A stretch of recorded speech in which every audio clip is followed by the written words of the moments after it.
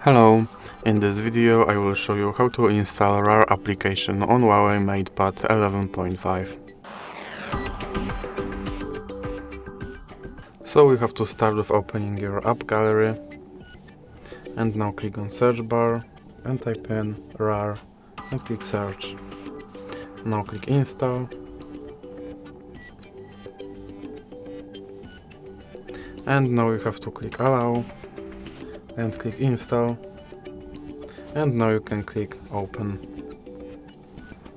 Now you have to find RAR application on this list, and you have to allow RAR application to access to your files, and then click back and click back again, and now your application is ready to use.